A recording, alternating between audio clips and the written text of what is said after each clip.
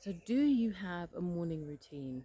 Have you got a vision board? Do you have a really great plan, but you still feel stuck? Then join me as I speak about three easily missed but really powerful mindset shifts that will have you embodying your freedom before you even leave your corporate job.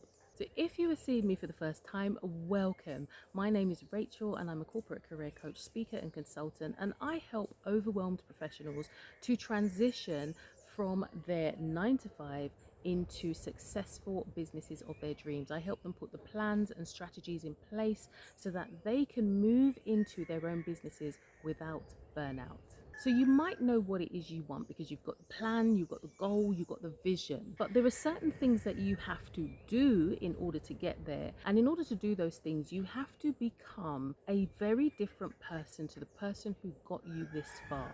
And for that reason, there are three habits that will help you to maintain the mindset that's needed to get you to the next phase. So, the first habit is adopting your identity. When you visualize where it is that you want to be, you have to start rehearsing that identity in your mind and you have to start living as if you are already there. You start acting as if. And because your brain doesn't know the difference between real life and make believe, when you start acting as if you are already free, your brain will start believing that you are free. And then you will start thinking in the way that you need to think in order to do the things that you need to do, to have the things you need to have. And your actions will come in line with your thinking and how you feel. So, living as if and rehearsing that identity and living as if you are already there will mean making certain decisions that mean that it will take you closer to your goal. It can also mean things like dressing the part. I remember when I was in my corporate job and I started thinking about how I wanted to work with people going forward in my own business, I knew that I had to move away from what was like the prescriptive and expected dress of those corporate spaces. And I had my own style, so I started bringing that in and dressing the way that I wanted to dress and showing up the way that I wanted to show up as a corporate career coach and not as the cookie cutter corporate career worker. And it's going to get you some looks. People will think, oh, that's a bit different, because if you've been in a space for some time, people will understand, that's her style of dress. And if you come in looking different, people will notice, oh, Rachel's dressed differently today. But you know that it is linked to your vision, and you do what you have to do so that you can embody the person that you need to be going forward. And after a while, it didn't seem strange to me. After a while, people will stop talking about, oh, that's a bit different, you've got a new look today. It becomes your look because that was the look I was going for. That's how I felt comfortable. That's how I wanted to express my freedom. You start living the life and embodying who you want to be now, and it carries you and draws you. It's like you're drawing the future towards yourself. Rehearsing and adopting that identity could also look like saying yes to opportunities that may have passed you before because you were too worried or too scared to go for them. It might also look like saying no to certain things that you ordinarily would have said yes to, but would have been a distraction from your goal. And one of the books that I read some time ago that really helped me along this path was by Shonda Rhimes, and it was Year of Yes. And she was talking about making a commitment to say yes to everything that came her way in that year. And when I read that book and I saw the growth that she had and the epiphanies that she had going through that journey of saying yes, and how doors were open and different things started showing up for her, it really showed the power of doing things outside your comfort zone. And that leads to habit number 2, which is choosing discomfort. You need to start doing things that are outside of your current level of comfort. And it reminds me of that story that Les Brown always tells about the dog who was lying on a nail. This guy went to visit his friend and they were sitting on the porch, and the dog was lying there, and every so often it would make an uncomfortable sound and groan and kind of fidget. And this kept happening for a little while until the man thought to ask, what's going on with your dog? He seems to be in a little bit of pain. And the owner said, well, yeah, he is, because where he's lying, there's actually a nail in the floor and he's lying directly on the nail. So the nail was causing some discomfort. And he said, yeah, he's in a bit of pain because that's where he's lying.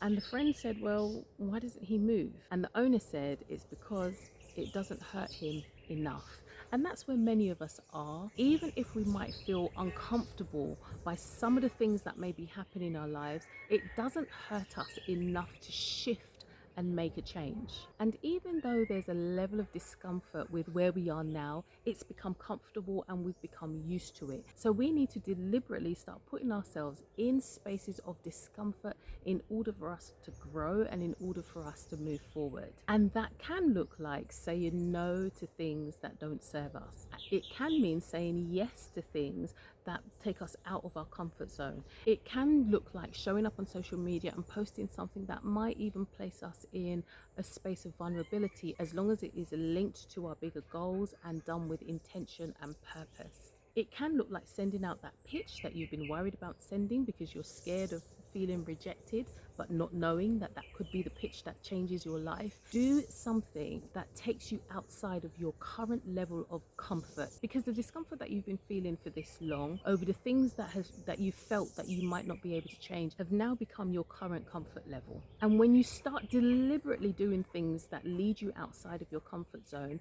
but start pushing you towards change, guess what? It's going to feel uncomfortable for a while, but after a while that too will start feeling comfortable. Saying no to the things that don't serve you are going to start feeling comfortable. Saying yes to things that are going to push you further and grant more opportunities to you are going to start feeling comfortable. So in order to shift, in order to move, in order to grow, start being intentional about choosing discomfort. And thirdly, reframe your language. Be mindful of the language that you use. And remember, I said before that our brains do not understand the difference. So if you say I can or if you say I can't, they both mean the same thing to the brain. So whether you say I can or whether you say you can't, your brain is going to take it and run with it. Either of those could be true. So I can't do something, or I guess I have to do something, can be changed to I choose to do this. By using that type of language, it means that you are becoming intentional in your choices. It means that you are taking responsibility for the decisions that you make going forward, and you're not continually being done to. And for that reason, it's really important to listen to how we talk to ourselves. Listen to the negative small talk that's constantly chattering away in the back of our mind.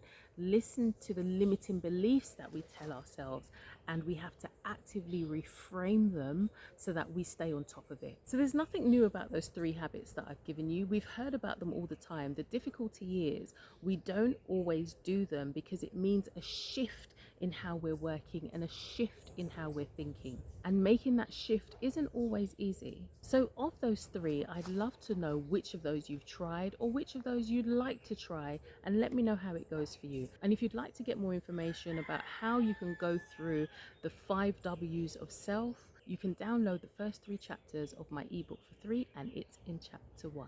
So thanks for watching, and I will see you in the next video. Bye.